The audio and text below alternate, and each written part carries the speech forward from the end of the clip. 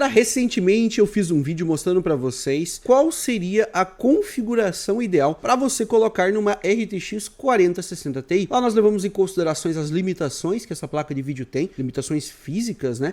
E qual seria o ideal, processador, placa-mãe, qual máquina a gente montaria em torno de uma placa de vídeo como essa. Hoje eu estou aqui com uma placa de vídeo que ela é um pouco mais forte do que a 4060 Ti para a gente descobrir o nível da configuração que seria necessário e como eu combinaria as peças para entregar uma boa performance e um bom aproveitamento em jogos de uma placa de vídeo Radeon RX 7700 XT. Bom, primeiramente falando da 7700 XT, ela é uma placa que vai trabalhar ali na casa dos 2.600 a R$ 2.900. Quais placas de vídeo nós temos no mercado nessa faixa de preço? A própria 4060 Ti. Você vai encontrar 4060 Ti de 8 GB e alguns modelos de 16 GB também nessa faixa de preço. Então são placas de vídeo que ficam brigando ali. Afinal de contas, qual delas é a melhor? Primeira pergunta que eu quero responder. Se você procurar em alguns testes, vou utilizar o TechSpot aqui como exemplo, quando a gente fala em Full HD em 12 jogos, a performance da 7700 XT, ela é superior à performance da 4060 Ti de 16 GB, que encontra-se várias vezes inclusive mais caro do que ela, e maior também do que a 4060 Ti de 8 GB, que ela nem aparece aqui nesse gráfico de comparativo pra gente, mas ela estaria um pouquinho mais aqui abaixo, tá? Ela tem uma diferença para de versão de 16 GB. Em resumo para vocês, a 7700 XT é cerca de 14% mais forte do que uma RTX 4060 Ti. Isso falando de rasterização, performance bruta em jogos. Exemplo aqui em Full HD, quando a gente olha aqui, ó, por exemplo, em Quad HD, a diferença também persiste de 71 para 83 FPS, que dá uma diferença bem boa. E quando a gente muda para 4K, que talvez nem seria o foco dessas placas de vídeo, né? Eu gosto de mencionar bem as claras, tá? Essas placas não são para 4K. Então aqui você olhando em 4K, ó, nenhuma nem outra sai bem. Uma dá 39 FPS, a outra dá 47. Então considerando ali, né, nenhuma das duas vai ser interessante para 4K. Em rasterização, né, quando a gente fala de jogar o jogo sem Ray Tracing mesmo, em 12 jogos, a 7700 XT, ela é 14% superior. Porém, quando a gente fala em Ray Tracing, se a gente pega aqui em Quad HD Ray Tracing em alguns jogos, tá? Tem, se eu não me engano, são 10 jogos aqui, ó, em Ray Tracing que eles colocaram. A performance da 7700 XT, ela fica bem inferior aqui, ó, a 4060 Ti de 8 GB. Na verdade, não é bem inferior, né? A gente tá falando de 37 para 39 FPS. Se a gente comparar com a versão de 16, a gente até abre uma diferença, né? Mas a diferença é igual essa aqui, ó, que eu mostrei quando a placa de vídeo rodando em 4K, né? 47 para 39, nenhuma das duas é legal. Então o mesmo eu posso repetir aqui para vocês, né? 37 para 52 também não fica legal, ou seja, Ray Tracing para qualquer uma dessas duas placas eu não levaria muito em consideração. Nenhuma das duas pode te entregar a performance ideal de Ray Tracing, entregar todos os recursos gráficos que ele pode te mostrar com uma performance totalmente estável, perfeita e jogável de maneira legal, né? Então você vai sofrer, você vai precisar utilizar de outras tecnologias para ajudar. Então vamos concentrar aqui agora a máquina que a gente vai montar com a 7700 XT. Primeira peça então que a gente vai adicionar é a nossa placa de vídeo. Vamos colocar ela no carrinho. Tá lá a nossa 7700 XT. Vamos procurar um processador agora para colocar nela. E aqui em processador você pode utilizar, tanto faz a plataforma, pode utilizar tanto da Intel como da AMD. Você vai decidir. Nesse nível de performance de placa de vídeo, eu particularmente recomendaria para os meus clientes que coloquem processadores acima do 5600 e acima do Intel Core i5 12400F. Então vamos encontrar esses processadores aqui, ó. 5600 está aqui, beleza? E o 12400F, ele tá por aqui, cara. Deixa eu ver. Ó, o 12400 está aqui, o F tá indisponível no momento. Por isso que ele não tá aparecendo. Ah, não, ele tá aqui, ó. Então nós temos o 5600 aqui por 849 e o 12400F ali em cima. Ambos os processadores são PCI Express 4.0, vão entregar uma boa performance. Um deles é 12 threads, o outro também é 12 threads. Performance boost dos dois é a mesma, basicamente 4.4 de boost em cada um desses processadores. Processador da Intel 699, processador da AMD 849. Os dois vão entregar a mesma coisa. O que você faria? Qual dos dois você pegaria? Intel ou AMD? Nessa faixa de preço. Se você pegar o da Intel, você vai economizar, vamos lá, 700, vai dar R$149 de diferença, R$150 de diferença. Você vai estar economizando pegando o processador da Intel. Os dois vão entregar a mesma coisa em jogos, não vai ter diferença. A diferença vai ser depois se você quiser trocar de plataforma, trocar o processador. Qual outra opção que daria pra gente colocar para ter uma margem? Para ter uma margem, a gente poderia colocar o 5700X aqui, ó, que é um Ryzen 7. Aí a gente teria uma margem legal de processador em cima desses dois ali. Porém, a gente vai pagar mais caro, vai para casa dos R$1.000. Precisa? Não. Você pode pôr? Sim. Super colocaria esse processador aqui. De verdade mesmo, tá?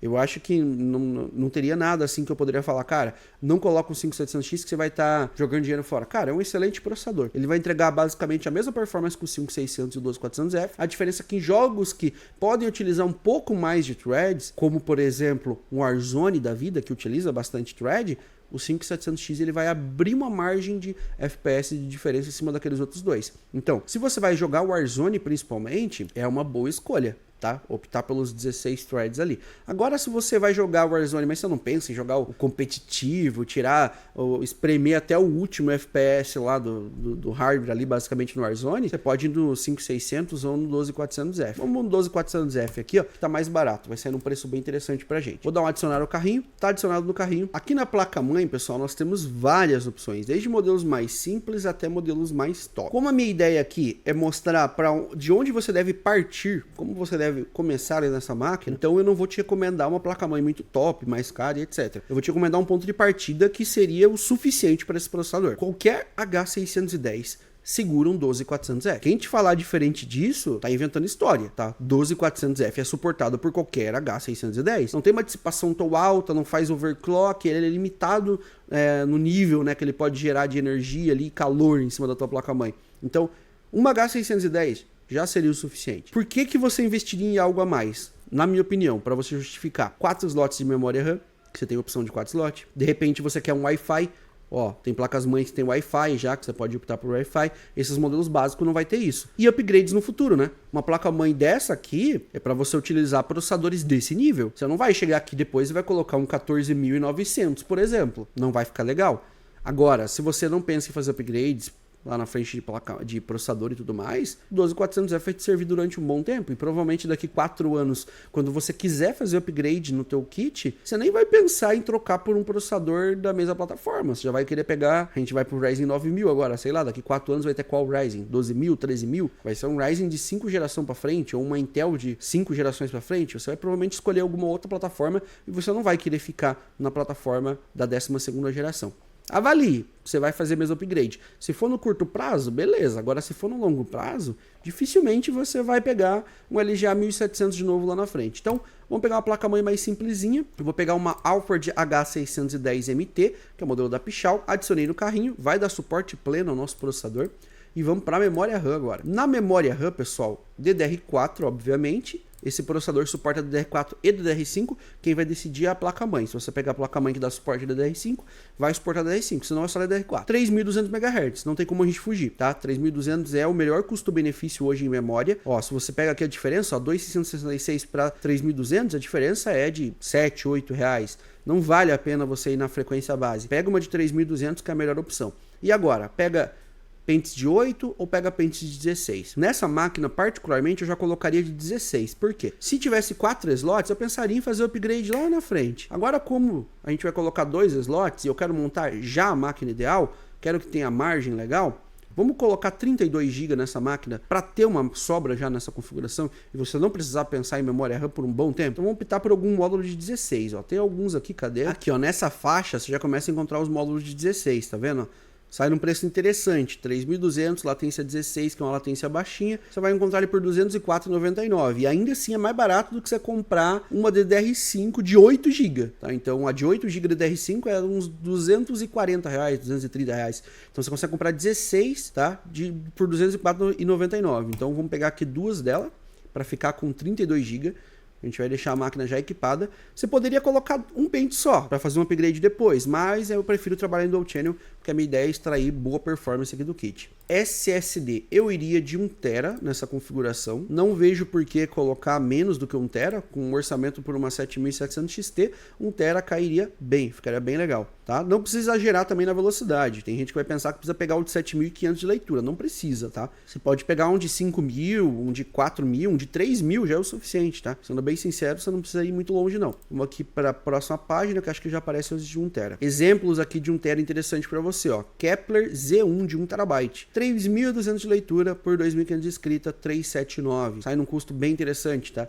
seria uma opção aqui que eu colocaria tranquilamente. Acho que eu vou nele mesmo, tá? Vou pegar aqui 1 TB, M.2, elimina cabos, a máquina fica clean, vai ficar bonitona. Na fonte de alimentação, galera, para colocar essa placa de vídeo, você não precisa exagerar muito, tá? Uma fonte de 600, 650 já fica de bom tamanho. Óbvio que tem que ser uma fonte de qualidade. E aqui eu deixo até um gancho já, por quê? Porque muito em breve vai sair pra gente aqui no canal um vídeo, tá? É estilo aulão, vou fazer um aulão aqui para vocês. Eu montei todo o fluxograma explicando todos os detalhes e a gente vai ter um aulão sobre fonte e como saber qual fonte equilibrar para cada nível de configuração, tá? Então, não percam, vai sair provavelmente na semana que vem, vai estar disponível ali para vocês, se não essa semana ainda, tá bom? A fonte para essa máquina, como eu falei, boa qualidade, 600, 650, vai dar suporte tranquilo, tá? Temos fontes de 600 aqui, ó. Tá, então essa de 600 poderia ser uma boa opção. É uma Thunder 600. Essa fonte foi testada pelo Ronaldo lá do TechLab e aprovada. Tá? É uma fonte que cumpre com o que promete. Então pode ser essa de 600 aqui, R$ 229,99. 5.000 redondo a máquina, por enquanto, falta a gente colocar ainda no nosso gabinete, tá? Olha só, deu um orçamento legal, né? Praticamente ali bem próximo dos R$ 5.000. Vai passar um pouquinho só por causa do gabinete. A proposta nem era fechar nos R$ 5.000, não tinha um valor definido, né, para essa máquina.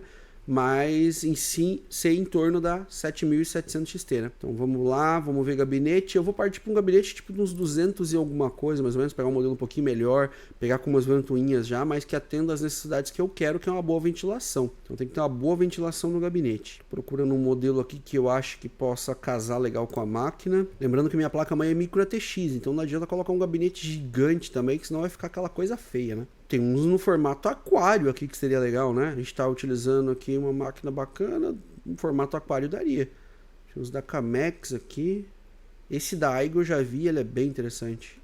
Daria pra colocar um no formato aquário. Eu acho que eu vou colocar esse no formato aquário aqui, que vai ficar bacana, tá? Ele não acompanha ventoinhas. Dá pra colocar 2 ventoinhas na lateral, 2 em cima e uma atrás, mais 2 embaixo. Então a gente pode adicionar 2 kits aqui. Então eu pegaria o kit Wanger da TGT. Vamos pegar aqui o Wanger. É um exemplo de configuração, né, pessoal? Você pode customizar. Essa parte aqui é mais de customização. Que vai colocar. Cada kit desse vem 3 ventoinhas. Então eu vou colocar 2 kits desse. Vai ficar 2 ventoinhas laterais, 2 ventoinhas em cima, uma ventoinha na parte de trás. Ou dá pra colocar 3 em cima também, que o gabinete que suporta 3. Deixa eu ver. Não, em cima ele suporta só 2. Deixa eu até confirmar aqui na spec, ó.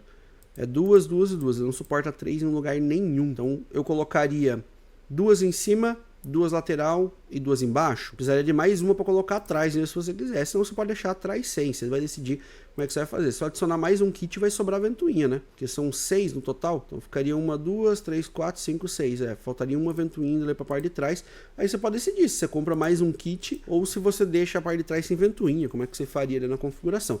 Mas, voltando ao foco do vídeo, né? Que é a máquina em torno da 7700 XT, eu acho que aqui a gente consegue ter um bom trabalho e consegue ter uma boa otimização, uma boa performance em cima dessa placa de vídeo. É um SSD bacana que está na máquina, uma fonte que comporta, um gabinete que vai ter uma ventilação legal, memória RAM suficiente, inclusive sobrando para a performance dessa máquina, uma placa-mãe legal, que é uma H610, que é uma plaquinha-mãe simples, né, mas vai comportar nosso hardware com o pé nas costas, o 12400F que vai tirar de letra essa placa de vídeo e a nossa 7700 XT.